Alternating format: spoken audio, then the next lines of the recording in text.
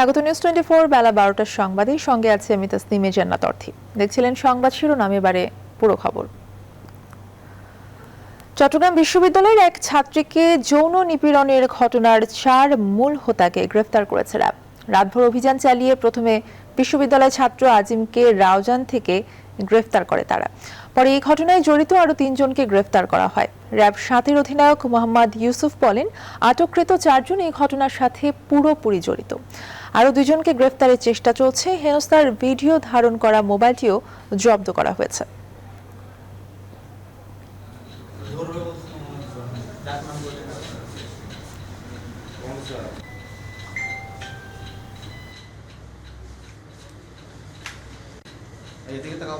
আমরা চেষ্টা করেছি ঘটনার গভীরে যেতে, যাতে করে কোনো নিরীহ কেউ এই ঘটনার সাথে অযাচিতভাবে জড়িয়ে না পড়ে এবং আবার এর আড়ালে আসলে যারা অভিযুক্ত তারা যেন বাদ না পড়ে। বড় অঙ্কের ভর্তুকির চাপে সরকার। একদিকে আমদানি পণ্যের দাম বৃদ্ধি, অন্যদিকে বেড়েই চলেছে ডলারের দাম। ফলে সৃষ্টি হয়েছে হাঁসফাঁস পরিস্থিতি। বিশেষজ্ঞরা বলছেন, অনুৎপাদনশীল খাতে ভর্তুকি তুলে দিয়ে উৎপাদনশীল খাতে অব্যাহত রাখা প্রয়োজন। ভর্তুকির চাপ থাকলেও কৃষি কিংবা শিল্প খাতে কোনো ব্যাঘাত চায় না সরকার। আরও জানাচ্ছেন সুলতান আহমেদ। বিশ্বব্যাপী অস্বস্তির সবচেয়ে বড় নাম এখন নিত্যপণ্যের বাড়তি দাম। রাশিয়া ইউক্রেন যুদ্ধকে কেন্দ্র করে অস্বাভাবিকভাবে দাম বেড়েছে জ্বালানি তেল, তরলীকৃত গ্যাস সহ সব আমদানি পণ্যের। কৃষিখাত, বিদ্যুৎ, এলএনজি সহ বিভিন্ন খাতে প্রতি বছর বড় অঙ্কের ভর্তুকি দিতে হয় সরকারকে। বিশ্ববাজার অস্থির হওয়ায় জানিয়ে চরম উদ্বিগ্ন তারাও। চলতি অর্থবছরে 82,725 কোটি টাকার ভর্তুকি বরাদ্দ রাখা হয়েছে, যা আগের বছরের চেয়ে প্রায় 34,000 কোটি টাকা বেশি। তারপরও বছর শেষে ভর্তুকি 1 লক্ষ কোটি টাকা ছাড়িয়ে যাওয়ার শঙ্কা করছেন বিশেষজ্ঞরা। তাদের পরামর্শ, কৃষি ও শিল্প খাত ছাড়া বাকি জায়গায় ভর্তুকি কমানোর। কৃষি ভর্তুকি সারের জন্য সেটি হয়তো আরো বাড়ানোর দরকার হবে। উপরন্তু বিদ্যুৎ খাতের জন্য যা বরাদ্দ রয়েছে এই মুহূর্তে, সেটিও হয়তো বছরের একটা পর্যায়ে গিয়ে পুনর্বিবেচনার প্রয়োজন পড়বে। এমন যেন না হয় যে ভর্তুকির কৃচ্ছ্রতা করতে গিয়ে জ্বালানির কৃচ্ছ্রতার কারণে দেশের অর্থনৈতিক কর্মকাণ্ড ব্যাহত হয়। ডলারের দাম বৃদ্ধিতে এরই মধ্যে বিলাসী পণ্যের আমদানি নিরুৎসাহিত করেছে সরকার। বিদ্যুৎ উৎপাদনে উচ্চ মূল্যের তরল জ্বালানি ব্যবহার আপাতত স্থগিত করেছে সরকার। জ্বালানি বিশেষজ্ঞরা বলছেন, শীতকাল আসা পর্যন্ত এই প্রচেষ্টা অব্যাহত থাকা প্রয়োজন।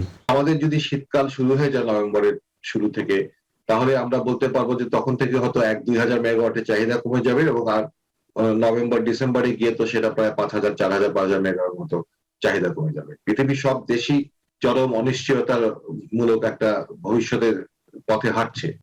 সরকারের এই নীতি নির্ধারক বলছেন, ভর্তুকির কারণে কৃষি ও শিল্প খাতে কোনো নেতিবাচক প্রভাব চায় না তারা। ঘাটতির যে অংশটা, এটা কিন্তু এক অর্থে আমাদের উন্নয়ন বাজেটে আমরা ব্যয় করে থাকি। কোভিডের যে অভিঘাত, তার থেকে উত্তরণে আমাদের বেশি বিনিয়োগ প্রয়োজন। আমাদের কৃষিখাতকে উজ্জীবিত রাখা প্রয়োজন, শিল্প খাতকে উজ্জীবিত রাখা প্রয়োজন। এমনকি নিম্ন আয়ের মানুষের জীবনে নেতিবাচক প্রভাব পড়তে পারে এমন কোনো সিদ্ধান্ত সরকার নেবে না বলে জানান প্রতিমন্ত্রী। Sultan Ahmed, news 24, Dhaka. Ukraine Russia যুদ্ধ শুরুর পর আবারও বিশ্ব খাদ্য সংকট নিরসনে আশার আলো দেখাচ্ছে শস্য রপ্তানিতে কিয়েভ ও মস্কোর চুক্তি, যার মাধ্যমে ইউক্রেনের বন্দরগুলোতে আটকে থাকা লাখ লাখ টন শস্য রপ্তানি দ্রুত শুরু হচ্ছে। আজ থেকে শুরু হবে জাহাজ চলাচল। জাতিসংঘ বলছে, এই চুক্তির মাধ্যমে দেউলিয়া হওয়ার দ্বার প্রান্তে থাকা উন্নয়নশীল দেশগুলোতে কিছুটা স্বস্তি নিয়ে আসবে। এরই মাঝে ইউক্রেন জানিয়েছে তারা 1,000 কোটি শস্য রপ্তানিতে প্রস্তুত। তবে রাশিয়া এবং ইউক্রেনের মধ্যকার বৈরিতায় এই চুক্তির সফলতা নিয়েও শঙ্কা প্রকাশ করছেন বিশ্লেষকরা। মাসুদ রানার ডেস্ক রিপোর্ট। বিশ্বের মোট খাদ্যশস্যের 30% যোগান আসে রাশিয়া ও ইউক্রেন থেকে। তবে ইউক্রেন বিশ্বের খাদ্য চাহিদাতে বড় ভূমিকা রাখছে। দেশটি থেকে খাদ্যশস্য আমদানিতে বড় বড় ক্রেতার মধ্যে রয়েছে বাংলাদেশও। দেশটি থেকে 92% আমদানি করে মালদোভা, লেবানন 81%, রয়েছে কাতার, পাকিস্তান, মালয়েশিয়া সহ বেশ কয়েকটি দেশ। এছাড়া ইউক্রেন থেকে বাংলাদেশ আমদানি করে প্রায় 25% খাদ্যশস্য। তবে দেশ দুটি যুদ্ধে জড়িয়ে পড়ার পর কৃষ্ণ সাগর দিয়ে বিশ্বে গম এবং ভুট্টা জাতীয় শস্যের যোগান আসা প্রায় বন্ধ হয়ে যায়। কৃষ্ণ সাগরের তীরবর্তী ওড়িশা বন্দরের গুদামে এখন প্রায় 2 কোটি টনের মতো খাদ্যশস্য মজুত রয়েছে। আর অন্যদিকে আন্তর্জাতিক বাজারে হু হু করে বেড়েছে গম এবং ভুট্টার দাম। খাদ্য নিয়ে বিশ্বজুড়ে উদ্বেগ বাড়তে থাকায় সরবরাহ ঠিক রাখতে শুক্রবার তুরস্কের ইস্তাম্বুলে একটি চুক্তি স্বাক্ষরিত হয়েছে, যাতে রাশিয়া এবং ইউক্রেন ছাড়াও জাতিসংঘ এবং তুরস্ক সই করে। চুক্তির ফলে রাশিয়া কৃষ্ণ সাগরে তাদের অবরোধ শিথিল করবে, যাতে ইউক্রেন থেকে জাহাজে করে সহজেই খাদ্য রপ্তানি করতে পারে। আর এই চুক্তির ফলে শুধু ইউক্রেন নয়, কৃষ্ণ সাগর দিয়ে রাশিয়ার খাদ্য রপ্তানিও সহজ হবে। খাদ্যমূল্যের ঊর্ধ্বগতির কারণে বিশ্বজুড়ে যে নাভিশ্বাস পরিস্থিতি দেখা দিয়েছিল, সেই সংকটের অন্ধকারে বাতিঘরের মতো হাজির হয়েছে এই চুক্তি। আশা করছি আন্তর্জাতিক বাজারে খাদ্যশস্যের দামে দ্রুত স্বস্তি ফিরে আসবে। ইউক্রেনের প্রেসিডেন্ট জানিয়েছেন তাদের হাতে যে পরিমাণ খাদ্য রয়েছে তা রপ্তানিতে তারা প্রস্তুত। তবে বন্দরে রাশিয়া যদি উস্কানিমূলক কিছু করে তাতে প্রতিশোধ নেওয়ার হুঁশিয়ারিও দিয়েছেন তিনি। আর বিশ্লেষকরা বলছেন দুই দেশের দ্বন্দ্বে এই চুক্তি যে কোনো সময় ধসে পড়তে পারে। জাহাজ বন্দরে ভেড়ার জন্য এখন ইউক্রেনকে সাগরের মাইনমুক্ত এলাকা নিশ্চিত করতে হবে। সাগরে কোনো একটি জাহাজে একটি বিস্ফোরণ হলেই এই চুক্তি ভেস্তে যাবে। ইউক্রেনের ভয় রাশিয়ার সেনাবাহিনী ভবিষ্যতে তার সুযোগ নিতে পারে, তা হতে দেওয়া যাবে না। বিশ্লেষকরা এও মনে করছেন এই চুক্তি রাতারাতি খাদ্যশস্যের সংকট কাটাবে না, তবে কিছুটা হলেও নাভিশ্বাস পরিস্থিতি থেকে মুক্তি পাবে আমদানিকারকরা। মাসুদ রানা, নিউজ 24। জাতীয় সংসদের ডেপুটি স্পিকার ও গাইবান্ধা 5 আসনের সংসদ সদস্য অ্যাডভোকেট মোহাম্মদ ফজলে রাব্বি আর নেই। ইন্না লিল্লাহি ওয়া ইন্না ইলাইহি রাজিউন। তিনি শুক্রবার দিবাগত রাত 2টায় মার্কিন যুক্তরাষ্ট্রের নিউ ইয়র্কস্থ মাউন্ট সিনাই হাসপাতালে চিকিৎসাধীন অবস্থায় শেষ নিঃশ্বাস ত্যাগ করেন। নিউজ 24-কে এই তথ্য নিশ্চিত করেছেন তার ব্যক্তিগত কর্মকর্তা ফজলুল হক। ফজলে রাব্বি মিয়া 1986 সালের তৃতীয়, 1988 সালে চতুর্থ, 1991 সালে পঞ্চম ও 12 জুন 1996 সালে সপ্তম জাতীয় সংসদ নির্বাচনে গাইবান্ধা 5 আসন থেকে জাতীয় পার্টির প্রার্থী হিসেবে সংসদ সদস্য নির্বাচিত হন। এরপর বাংলাদেশ আওয়ামী লীগে যোগ দিয়ে 2001 সালের অষ্টম জাতীয় সংসদ নির্বাচনে আওয়ামী লীগের প্রার্থী হিসেবে পরাজিত হন। 2008 সালে নবম, 2014 সালে দশম এবং 2019 সালের একাদশ জাতীয় সংসদ নির্বাচনে গাইবান্ধা 5 আসন থেকে তিনি বাংলাদেশ আওয়ামী লীগের প্রার্থী হিসেবে সংসদ সদস্য নির্বাচিত হন। দেশের সব পুকুর জলাশয়ে মাছের চাষ করে মাছের স্বয়ং সম্পূর্ণতা অর্জন করা হবে বলে মন্তব্য করেছেন মৎস্য প্রাণী সম্পদ মন্ত্রী সমর রেজাউল করিম। শনিবার সকালে জাতীয় মৎস্য সপ্তাহ 2022 উপলক্ষে রাজধানীর মানিক মিয়া এভিনিউয়ে আয়োজিত র্যালিতে এই কথা বলেন মন্ত্রী। তিনি আরো বলেন, এতে করে বিদেশেও মাছ রপ্তানি করা যাবে। নিরাপদ মাছের উৎপাদন বাড়াতে দেশের জনগণকে আরও সচেতন ও সম্পৃক্ত করার লক্ষ্য নিয়ে শুরু হয়েছে জাতীয় মৎস্য সপ্তাহ 2022। 7 দিনের এই আয়োজন চলবে 29 জুলাই পর্যন্ত। এবছর জাতীয় মৎস্য সপ্তাহের প্রতিপাদ্য নিরাপদ মাছে ভরব দেশ, বঙ্গবন্ধুর বাংলাদেশ। শনিবার সকালে রাজধানীর মানিক মিয়া এভিনিউয়ে সড়ক র্যালির মধ্য দিয়ে শুরু হয় 7 দিনের এই আয়োজন। বাংলাদেশের প্রতিটি পরিত্যক্ত ভরাট পুকুর জলাশয়ে সর্বত্রই মাছের চাষ করে মাছের চাষের মধ্য দিয়ে আমরা স্বয়ংসম্পূর্ণতা আনতে চাই। বঙ্গোপসাগরে মাছ ধরার উপর 65 দিনের নিষেধাজ্ঞা শেষ হতে যাচ্ছে আজ। শেষ মুহূর্তে জাল মেরামত, রং তুলিতে ট্রলার, সাজসজ্জা সহ নানা কাজে ব্যস্ত জেলেরা। উপকূলে এখন সাগরে পাড়ি দেওয়ার জন্য উৎসব চলছে। অনুকূল আবহাওয়া আর পর্যাপ্ত মাছ পেলে পেছনের ক্ষতি পুষিয়ে ওঠার আশা জেলে এবং মৎস্য ব্যবসায়ীদের। পিরোজপুর থেকে ইমন চৌধুরীর পাঠানো তথ্য ছবিতে ডেস্ক রিপোর্ট। ইলিশের প্রজনন মৌসুম নির্বিঘ্ন করতে 20 মে থেকে 23 জুলাই পর্যন্ত সাগরে ছিল 65 দিনের সরকারি নিষেধাজ্ঞা। শনিবার থেকে শেষ হচ্ছে সেই নিষেধাজ্ঞা, তাই শেষ মুহূর্তের ব্যস্ততা দেখা গেছে পিরোজপুরের জেলে পল্লীগুলোতে। কচা ও বলেশ্বরী নদীর পাড়ে নোঙর করা শত শত মাছ ধরার ট্রলারে ফিরছেন জেলেরা। সাগরে যাওয়ার জন্য সম্পূর্ণ কাজ আমরা রেডি করেছি। আমরা এই 65 দিনে অনেক ঋণ হয়ে গেছি। আমাদের যদি ঋণের ব্যবস্থা হইতো তাহলে আমাকে একটু সুবিধা হতো। তবে হতাশার কথা বলছেন ট্রলার মালিক ও মৎস্যজীবী নেতারা। তারা জানেন বছরে বেশ কয়েকবার অবরোধ ও নিষেধাজ্ঞা থাকায় ঋণের বেড়াজালে পড়েছেন তারা। চান সরকারি প্রণোদনা। আমরা অনেক ঋণে হয়ে গেছি এবং সরকারের কাছে আমাদের ওকুল আবেদন আমাদের যেন প্রণোদনা পাই। এদিকে জেলা মৎস্য কর্মকর্তারা বলছেন নিষেধাজ্ঞাকালীন সময়ে জেলেদের দেয়া হয়েছে সরকারি বিভিন্ন সহযোগিতা। এবছর সহায়ক হিসাবে আমরা 86 কেজি 2 কিস্তিতে ভিজিএফ চাউল তাদেরকে বিতরণ করেছি। 5,395 জন জেলেকে আমরা এই চাউল দিয়েছি। পিরোজপুর জেলার 7টি উপজেলায় নিবন্ধিত জেলেদের সংখ্যা প্রায় 26,000। তার মধ্যে 4,500 জেলে নিয়মিত যান সাগরে মাছ ধরতে। Desk report, news 24। অবশেষে দীর্ঘ প্রতীক্ষার পর শেরপুর পৌরসভায় পরিবেশ বান্ধব বর্জ্য ডাম্পিং স্টেশন বা স্যানিটারি ল্যান্ডফিল চালু হয়েছে। এতে পরিবেশ দূষণ রোধের পাশাপাশি নান্দনিক শহর গড়া সম্ভব হবে বলে জানিয়েছে পৌর কর্তৃপক্ষ। এদিকে শহরের প্রবেশ মুখের আমনকুড়া বিলে ফেলা ময়লার ভাগাড়টি সরিয়ে বিলের পানি প্রবাহ ফিরিয়ে আনার দাবি জানিয়েছেন পরিবেশবাদী ও নাগরিক সংগঠনের নেতৃবৃন্দ। শেরপুর প্রতিনিধি জুবাইদুল ইসলামের পাঠানো তথ্য ছবিতে ডেস্ক রিপোর্ট। শেরপুর পৌরসভার বর্জ্য ফেলার নির্দিষ্ট কোনো জায়গা না থাকায় শহরের প্রবেশ মুখ গিরদা নারায়ণপুর এলাকার আমনকুড়া বিলে ময়লা ফেলায় এতদিন দুর্গন্ধে অতিষ্ঠ ছিলেন পৌরবাসী। সমস্যা সমাধানে ভাগাড়টি সরিয়ে পৌর শহরের অদূরে অষ্টমীতলা এলাকায় মৃগী নদীর পাড়ে আধুনিক ও পরিবেশ বান্ধব বর্জ্য ডাম্পিং স্টেশন স্যানিটারি ল্যান্ডফিল নির্মাণ প্রকল্প হাতে নেয় শেরপুর পৌরসভা। প্রায় 9.5 কোটি টাকা ব্যয়ে ডাম্পিং স্টেশনটি নির্মাণ কাজ শুরু করা হয়। দীর্ঘদিন পর গত বুধবার আধুনিক স্যানিটারি ল্যান্ডফিলটি উদ্বোধন করেন পৌর মেয়র গোলাম মোহাম্মদ কিবরিয়া লিটন। ময়লার বাগানটা ছিল এখানে, আসলে শহরে যে কেউ বাইরে থেকে আসলে আর একটা দুর্গন্ধ, এর থেকে আমরা শেরপুরবাসী মুক্ত হলাম। পৌরসভা এক সাইডে নদীর কাছে এই প্রকল্পটা হয়েছে, এখানে কোনো দুর্গন্ধ নাই। আশেপাশে হাতে কানে ময়লা থাকতো, দুর্গন্ধ হইতো, এখন ময়লার একটা ভালো একটা জায়গা সৃষ্টি হয়েছে। স্যানিটারি ল্যান্ডফিলটি উদ্বোধনের মাধ্যমে শেরপুর শহরের প্রবেশ মুখের দুর্গন্ধ থেকে মুক্তি পাওয়ায় উচ্ছ্বসিত শহরবাসী। শেরপুরকে একটি পরিচ্ছন্ন এবং সুন্দর সবুজ শেরপুরে পরিণত করার জন্য এক ধাপ এগিয়ে নিয়ে গেল। এখানে প্রতিদিন প্রায় 31 টন বর্জ্য ফেললেও আমাদের 10 বছর সময় লাগবে এই স্যানিটারি ল্যান্ডফিলটা ভরাট করার জন্য। এদিকে শহরের প্রবেশ মুখের ময়লা ভাগাড়ের বর্জ্য স্থানান্তর করে আমনকুড়া বিলের সৌন্দর্য ও পানি প্রবাহ ফিরিয়ে আনার দাবি জানিয়েছেন পরিবেশবিদরা।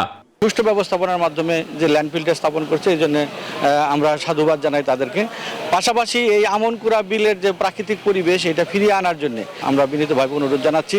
পানি প্রবাহটাকে সঠিকভাবে করার জন্য আমি পৌর কর্তৃপক্ষ বা পৌর মেয়র থেকে শুরু করে পৌর কর্তৃপক্ষকে আমরা অনুরোধ করতেছি সেখান থেকে ময়লাগুলোকে অন্য জায়গায় সরিয়ে নেওয়ার জন্য, পাশাপাশি আমনকুড়া বিলটাকে রক্ষা করার জন্য। ভবিষ্যতে এই স্যানিটারি ল্যান্ডফিল থেকে গ্যাস ও বিদ্যুতের মতো জ্বালানি উৎপাদনের পরিকল্পনা রয়েছে, যা দিয়ে পৌরসভার রাজস্ব আয় বৃদ্ধি হবে বলে আশা করছেন সংশ্লিষ্টরা। Desk report, news 24। বঙ্গবন্ধু জনপ্রশাসন পদক প্রদান অনুষ্ঠানে বক্তব্য রাখছেন প্রধানমন্ত্রী শেখ হাসিনা। আমরা সরাসরি চলে যাচ্ছি তার বক্তব্যে। ক্ষমতা তুলে দেওয়া, অর্থাৎ ক্ষমতাকে বিকেন্দ্রীকরণ করে একেবারে দেশের তৃণমূলে যারা, তাদের হাতে ক্ষমতা তুলে দিয়ে বাংলাদেশের মানুষের সেবা নিশ্চিত করতে চেয়েছিলেন। দ্বিতীয় বিপ্লবের কর্মসূচি ডাক দিয়েছিলেন। উৎপাদন বৃদ্ধি করা, দেশের জাতীয় ঐক্যের ডাক দিয়ে তিনি এদেশের মানুষকে স্বাবলম্বী করতে চেয়েছিলেন। কারো কাছে হাত পেতে নয়, ভিক্ষা চেয়ে নয়, নিজের পায়ে দাঁড়িয়ে আত্মমর্যাদা নিয়ে বাঙালি জাতি বিশ্ব দরবারে মাথা উঁচু করে চলবে, এই পরিকল্পনাটাই তিনি হাতে নিয়েছিলেন। আমাদের দুর্ভাগ্য 75-15 আগস্ট শুধু জাতির পিতাকেই হত্যা করে ক্ষান্ত হয়নি, আমাদের মুক্তিযুদ্ধের চেতনাকে ধ্বংস করা হয়েছে, ইতিহাস বিকৃত করা হয়েছে। আমরা যে বিজয়ী জাতি, সে বিজয়ী জাতি হিসেবে আমাদের যে গর্ব, সে গর্বের জায়গাটাও নষ্ট করে দেওয়া হয়েছিল। 21টা বছর কিন্তু এইভাবে আমাদের কেটেছে। অথচ মাত্র 9 মাসের মধ্যে তিনি আমাদের একটি সংবিধান উপহার দিলেন, যে সংবিধানে একটি রাষ্ট্র পরিচালনার সমস্ত নির্দেশনাগুলি নির্দিষ্ট ছিল। শুধু তাই না, আমাদের সাধারণ মানুষের যে একটা মৌলিক অধিকার, অন্ন, বস্ত্র, বাসস্থান, চিকিৎসা, শিক্ষা, এই মৌলিক চাহিদাগুলি কিভাবে পূরণ হবে সেই দিক নির্দেশনাটাও কিন্তু এই সংবিধানে রয়েছে। এত অল্প সময়ের মধ্যে সেই রকম একটা সংবিধান উপহার দেওয়া পৃথিবীর খুব কম দেশই আছে যা দিতে পারে। কিন্তু যাতে পাকিস্তান নামে রাষ্ট্রটি হওয়ার পরেও কিন্তু বহু বছর কেটে গিয়েছিল, তারাও কিন্তু কোনো গঠনতন্ত্র বা সংবিধান দিতে পারেনি, শাসনতন্ত্র তৈরি করতে পারেনি। সেটাও আওয়ামী লীগ যখন 56 সালে সরকারে আসে সরদ হিসাবের নেতৃত্বে, তখনই করতে পেরেছিল, তার আগে কিন্তু পাকিস্তানি শাসকরা পায়নি। কাজে স্বাধীনতা পর মাত্র 9 মাসের মধ্যে জাতির পিতা আমাদের সংবিধান দেন, এবং এই সংবিধানের 21-2 অনুচ্ছেদে বলা হয়েছে, সকল সময়ে জনগণের সেবা করিবার চেষ্টা করা প্রজাতন্ত্রের কর্মে নিযুক্ত প্রত্যেক ব্যক্তির কর্তব্য। অর্থাৎ প্রজাতন্ত্রের কর্মে যারা নিযুক্ত থাকবেন তাদের দায়িত্বটা কি, কর্তব্যটা কি, সেটাও কিন্তু সুনির্দিষ্টভাবে সেখানে উল্লেখ রয়েছে, সেটাও তিনি করে দিয়েছেন। কাজে তিনি চেয়েছিলেন একটা দক্ষ প্রশাসন গড়ে উঠুক, এবং এই পাকিস্তানি শাসন ব্যবস্থাটা, অর্থাৎ তখন তো আমাদের একটা সচিবও ছিল না, এমন একটা অবস্থা, তার উপর একটা যুদ্ধবিধ্বস্ত দেশ, সে সময়ও তিনি আমাদের প্রশাসনিক ব্যবস্থাটা কেমন হবে এবং কিভাবে তিনি আমাদের কার্যক্রমগুলি অব্যাহত রাখবেন সেই পদক্ষেপ তিনি নিয়েছিলেন, এবং তার জন্য যথেষ্টভাবে তিনি বিভিন্ন পদক্ষেপ নেন এবং অ্যাডমিনিস্ট্রেটিভ সার্ভিস রিঅর্গানাইজেশন কমিটি গঠন করে আমাদের প্রশাসনিক অবকাঠামো এবং তাদের কর্তব্য, দায়িত্ব, তাদের দিক নির্দেশনা সেগুলি প্রণয়নের পদক্ষেপও তিনি হাতে নিয়েছিলেন। আমরা রাষ্ট্র পরিচালনা করতে যেয়ে আমরা যদি দেখি যে প্রতিটি ক্ষেত্রে একটা স্বাধীন রাষ্ট্র পরিচালনার যা যা উপকরণ দরকার সবই কিন্তু তিনি করে দিয়ে গেছেন, আইন করে দিয়ে গেছেন, নীতিমালা করে দিয়েছেন, সবই তিনি করে দিয়েছেন। কাজে আমরা এটাই জানি যে একটা কল্যাণ রাষ্ট্র প্রতিষ্ঠার পদক্ষেপ তিনি নিয়েছিলেন। তিনি যদি বেঁচে থাকতেন তাহলে হয়তো বাংলাদেশ স্বাধীনতার মাত্র 10 বছরের মধ্যেই উন্নত সমৃদ্ধ সোনার বাংলা হিসেবে গড়ে উঠত, কিন্তু আমাদের দুর্ভাগ্য যে সেটা হয়নি। কারণ সেই আইয়ুব খানের পথ ধরেই 75-এ জাতিপিতাকে হত্যার পর আবার সেই মিলিটারি ডিক্টেটর ক্ষমতায় আসে, মার্শাল ল জারি হয়, সংবিধান অকার্যকর করে রাখা হয়, প্রতি রাতে কারফিউ, মানুষের কথা বলার অধিকার নেই, এবং জনগণের ক্ষমতা ক্যান্টনমেন্টে বন্দি করা হয়। এটাই হলো বাস্তবতা। এরপর থেকে 21টা বছর যদি হিসেব করে দেখেন, কখনো প্রকাশ্যে বা অপ্রকাশ্যে, অর্থাৎ ওভারটলি ও কভারটলি এই রাষ্ট্র পরিচালনা এইভাবেই চলেছে। 21 বছর পর আওয়ামী লীগ সুযোগ পায় সরকার গঠন করার। কারণ 75-এ জাতির পিতাকে হত্যা সময় আমি আর রেহানা আমরা জীবন বিদেশে ছিলাম। আমাদেরকে তখন মিলিটারি ডিক্টেটর যারা ক্ষমতায় দেশে আসতে দেয়নি। 81 সালে বাংলাদেশ আওয়ামী লীগ আমার অবর্তমানে আমাকে যখন দলের সভাপতি নির্বাচিত করে, জনগণের সমর্থন নিয়েই কিন্তু আমি ফিরে এসেছিলাম এমন একটা পরিবেশে যেখানে আমার বাবা, মা, ভাই বোনদের হত্যা করা হয়েছে, কিন্তু সেই হত্যার বিচার যাতে না হয় খুনিদেরকে ইন্ডেমনিটি দেওয়া হয়েছিল। বিচারের হাত থেকে মুক্ত করে ইন্ডেমনিটি অর্ডিন্যান্স জারি করে তাদেরকে বিভিন্ন দূতাবাসে চাকরি দিয়ে পুরস্কৃত করা হয়েছিল। কাজে তারাই ছিল ক্ষমতায় ছিল তারা, যারা পাকিস্তানি হানাদার বাহিনী যখন বাংলাদেশে গণহত্যা চালায়, এদেশে যখন নির্বিচারে মানুষ হত্যা করে, মা বোনদের ধর্ষণ করে, গ্রামের পর গ্রাম জ্বালিয়ে পুড়িয়ে ছারখার করে দেয়, আর আমাদের দেশে আলবদর, রাজাকার বাহিনী সহ বিভিন্ন সংগঠন করে যারা সেই সময় পাকিস্তানি এই হানাদার বাহিনীকে সহযোগিতা করেছিল, যারা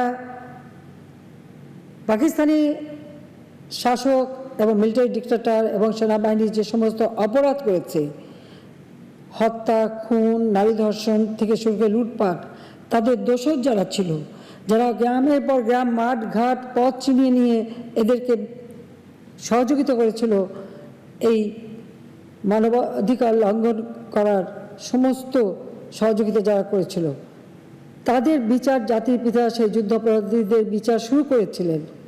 ৭৫-এর পরে যে ক্ষমতা আসে মিলিটারি ডিক্টেটর, সে কিন্তু তাদের সেই বিচার বন্ধ করে দেয়, তাদেরকে সামাজিকভাবে, রাজনৈতিকভাবে, অর্থনৈতিকভাবে প্রতিষ্ঠিত করে, এমনকি তাদের মন্ত্রী, প্রধানমন্ত্রী পর্যন্ত বানায়, উপদেষ্টা বানায়। অর্থাৎ যে আদর্শ নিয়ে দেশটা স্বাধীন হয়েছিল সেই আদর্শ থেকে সম্পূর্ণ বিচ্যুতি ঘটে।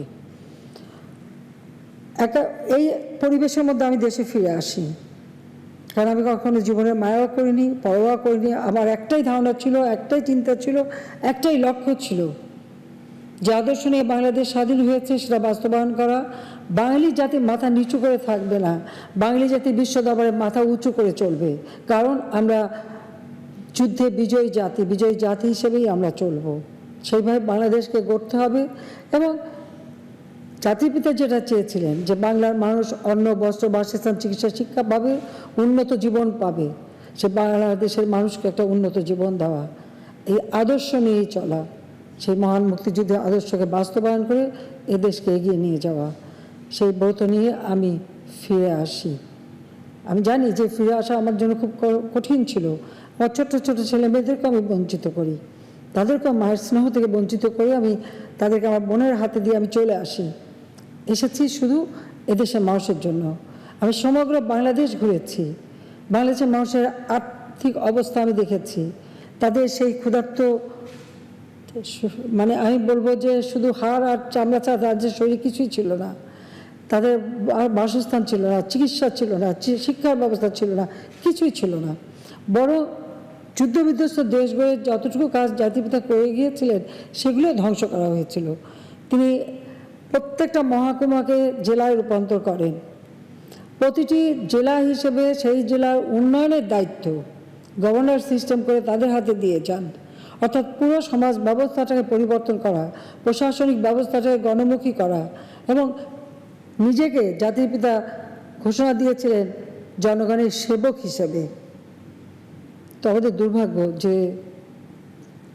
৭৫ পরে সমস্ত অবস্থাটাই যেন পরিবর্তন হয়ে যায়। যারাই যখন ক্ষমতায় গেছে ভোগ বিলাসে আত্মনিয়োগ করেছে, বাংলাদেশের মানুষ শোষিত বঞ্চিতই থেকে গেছে। ২১ বছর পর সরকার গঠন করার সুযোগ পাই। আমার বাবার মতোই আমিও ঘোষণা দিয়েছিলাম যে আমরা জনগণের সেবক, জনগণের সেবা করাটাই আমাদের কাজ। এখানে ক্ষমতা ভোগের বস্তু নয়, কতটুকু দেশের জন্য করতে পারলাম, দেশের মানুষকে দিতে পারলাম, সেটাই বিবেচ্য বিষয়।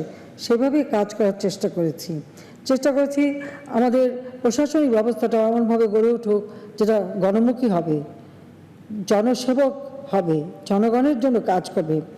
এবং আমাদের সিভিল সার্ভিসের দক্ষতা উন্নয়নের লক্ষ্যে আমরা public administration reform commission PARC গঠন করি, এবং কমিশনের কিছু কিছু সুপারিশ ইতিমধ্যে আমরা বাস্তবায়ন করেছি এবং করে যাচ্ছি।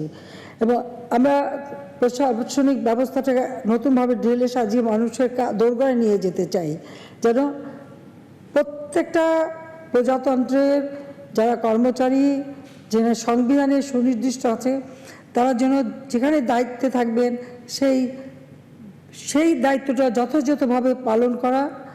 এবং একটা রাষ্ট্রকে যদি উন্নত করতে হয়, সে উন্নত করতে হলে একটা সুনির্দিষ্ট লক্ষ্য স্থির করতে হয়, একটা দিক নির্দেশনা থাকতে হয়, দিক দর্শন থাকতে হয়, এবং তার জন্য একটা কর্মপন্থা প্রণয়ন এবং সেটা আন্তরিকতার সাথে তা বাস্তবায়ন করা, এটাই লক্ষ্য। অর্থাৎ জনগণের প্রতি যে দায়িত্ববোধটা, কারণ এই জনগণের অর্জিত অর্থ দিয়েই সকলের বেতন ভাতা, সকলের আরাম আয়েশ সব কিছু, কাজে কাজ করতে হবে তাদের জন্য, তাদের সাথে, তাদের কল্যাণে। তৃণমূলের যে মানুষগুলি, তাদের আর্থসামাজিক উন্নতিটাই হচ্ছে আমাদের মূল লক্ষ্য, আর সেই লক্ষ্য নিয়েই কিন্তু আমাদের সরকার কাজ করে। আমরা দল হিসেবে, যেহেতু এই দল জাতির পিতার আদর্শের দল, আমরা যখন সরকারেও ছিলাম না তখনও আমরা বিরোধী দলে থাকতেই আমাদের দলে বিভিন্ন উপকমিটি করে আমাদের আর্থসামাজিক উন্নয়নের জন্য কী কী করণীয়, অর্থনৈতিক নীতিমালা আমাদের কী হবে, স্বাস্থ্যক্ষেত্রে আমরা কী করব, খাদ্য নিরাপত্তা আমরা কীভাবে নিশ্চিত করব, শিক্ষা ব্যবস্থা যেটা জাতির পিতা ডক্টর কুদরতি খোদা শিক্ষা কমিশন গঠন করে আমাদের শিক্ষা ব্যবস্থাকে তিনি নতুনভাবে ঢেলে সাজাতে চেয়েছিলেন, বিজ্ঞান শিক্ষার উপর গুরুত্ব দিয়েছিলেন। কাজে আমরাও সেইভাবে যখন নতুন প্রযুক্তি আসলো, কাজে বিজ্ঞান প্রযুক্তির শিক্ষা কিভাবে আমরা আরও মানুষের কাছে নিয়ে যেতে পারি, আমাদের মানুষকে উদ্বুদ্ধ করতে পারি, সেভাবেই কিন্তু আমরা বিভিন্ন পদক্ষেপ আমাদের আগেই পরিকল্পনা ছিল বলে আমাদের কখনো অসুবিধা হয়নি। যখনই সরকারে এসেছি তা আমরা বাস্তবায়ন শুরু করি এবং সময়ের বিবর্তনের সাথে সাথে সেগুলি সময়োপযোগী করেও আমরা কার্যকর করে যাচ্ছি। পাশাপাশি যারা আমাদের কাজ করেন, বিশেষ করে আমাদের দায়িত্ব যারা পালন করবেন, তারা আপনারাই তো প্রশাসন সহ বিভিন্ন সরকারি কর্মকাণ্ডে যারা কর্মরত, তাদেরও সুযোগ সুবিধা যাতে থাকে, অর্থাৎ কর্মক্ষেত্রে একটা সুন্দর পরিবেশ সৃষ্টি করে আপনি যেন নির্বিঘ্নে আপনার উপর অর্জিত দায়িত্ব পালন করতে পারেন, তার জন্য কিন্তু অনেক ব্যবস্থা আমরা করে দিয়েছি। আমাদের লক্ষ্যটাই এভাবে ছিল যে আমরা আমাদের প্রশাসনিক অবকাঠামোটাকে আরও যুগোপযোগী করা, এবং তার জন্য আপনারা জানেন যে আমি বিশেষ প্রশাসন একাডেমি 9তলা ভবন নির্মাণ করে দিয়েছিলাম 2001 সালে। আর তারপরে প্রশিক্ষণটা আমরা কিছুদিন বৃদ্ধি করেছি, আমরা চাচ্ছি আরও ভালো প্রশিক্ষণ ব্যবস্থা করতে, তার জন্য আমরা উদ্যোগ নিয়েছি। সেভাবে আমরা বিভিন্ন কাজ করে যাচ্ছি। যে আমাদের প্রশাসনের যারা দায়িত্বরত বা সরকারি যারা কাজে কর্মরত, যারা জনগণের সেবা দেবেন, আমি মনে করি যে আপনাদেরও যে সমস্ত সমস্যাগুলি আগে ছিল সেগুলি দূর করা, অর্থাৎ বেতন ভাতা বৃদ্ধি, গাড়ি বা ফ্ল্যাট বা জমি কেনার জন্য আমরা বিশেষভাবে ব্যবস্থা নিয়েছি যাতে আপনারা সেভাবে লোন নিয়ে করতে পারেন, অর্থাৎ আপনাদের সংসারের চিন্তা অনেকটা লাঘব করে দিয়ে জনগণের চিন্তা যাতে করতে পারেন সেই সুযোগ। পশ্চিমবঙ্গের শিল্পমন্ত্রী ও তৃণমূল মহাসচিব পার্থ চট্টোপাধ্যায়কে গ্রেফতার করেছে ভারতীয় এনফোর্সমেন্ট ডিরেক্টরেট ইডি। শিক্ষক পদে সরকারি চাকরি দেওয়ার ক্ষেত্রে দুর্নীতির অভিযোগে শনিবার সকালে তাকে গ্রেফতার করা হয়। শুক্রবার সকাল 7:30 নাগাদ পার্থের নাকতলার বাড়িতে জিজ্ঞাসাবাদের জন্য যায় ইডির একটি দল। সারাদিন এবং রাতভর মন্ত্রীকে জিজ্ঞাসাবাদ করেন তদন্তকারীরা। শনিবার সকাল 10টা নাগাদ তাকে গ্রেফতার করা হয়। একই সঙ্গে ইডির দাবি, দক্ষিণ কলকাতায় পার্থের ঘনিষ্ঠ অর্পিতা মুখোপাধ্যায়ের বাড়ি থেকে প্রায় 21 কোটি টাকা নগদ পাওয়া গিয়েছে। ভয়াবহ দাবানলে পুড়ছে যুক্তরাষ্ট্রের 12টি রাজ্য। এর মধ্যে প্রায় 30 লাখ একর বন পুড়ে গেছে। এর সাথে প্রায় 1 কোটি মানুষ তীব্র তাপদাহের নাজেহাল। দেশের প্রায় 10 কোটি বাসিন্দা তাপদাহের চরম ঝুঁকিতে রয়েছে বলে সতর্ক করা হয়েছে। কিছু কিছু জায়গার তাপমাত্রা পৌঁছাতে পারে 43 ডিগ্রি সেলসিয়াসে। তবে তাপমাত্রা কমতে থাকায় গোটা ইউরোপের ভয়াবহ দাবানল পরিস্থিতির কিছুটা উন্নতি হয়েছে। শ্রীলঙ্কার নতুন প্রধানমন্ত্রী হয়ে শপথ নিয়েছেন সংসদ নেতা দীনেশ গুণাবর্ধনে। তিনি রাজাপাকসেদের রাজনৈতিক দল শ্রীলঙ্কা পদুজানা পেরামুনার SLPP নেতা। এর আগে শ্রীলঙ্কার রাজধানী কলম্বোতে প্রধান সরকার বিরোধী বিক্ষোভ শিবিরে হামলা চালিয়েছে নিরাপত্তা বাহিনী। এতে 50 জন আহত হন বলে জানিয়েছে রয়টার্স। শুক্রবার ভোরে বিক্ষোভকারীদের ওপর অভিযান চালায় শতাধিক সেনা ও পুলিশ।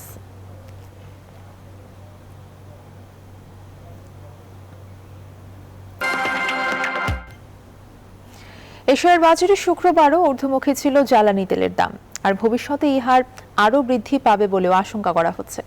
বিশ্ববাজারে সরবরাহ ঘাটতি, ইউক্রেন রাশিয়া যুদ্ধ, পশ্চিমা নিষেধাজ্ঞায় এই পরিস্থিতি। এছাড়া অপরিশোধিত তেলের বাজারে যে সংকট দেখা যাচ্ছে তার চেয়ে বেশি সংকট তৈরি হয়েছে তেল পরিশোধন খাতে।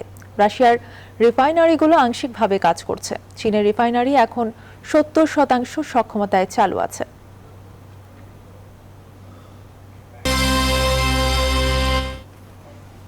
জিম্বাবুয়ের বিপক্ষে টি-20 সিরিজে টাইগারদের অধিনায়কের দায়িত্ব পেলেন নুরুল হাসান সোহান। নিয়মিত অধিনায়ক মাহমুদুল্লাহ রিয়াদকে আপাতত বিশ্রাম দিয়েছে বিসিবি। এছাড়া এই সিরিজে দেখা যাবে না সাকিব মুশফিককেও। এদিন ওয়ানডে সিরিজের দলও ঘোষণা করেন নির্বাচকরা। এ ছিল এখনকার আয়োজন। সঙ্গে থাকায় ধন্যবাদ সবাইকে।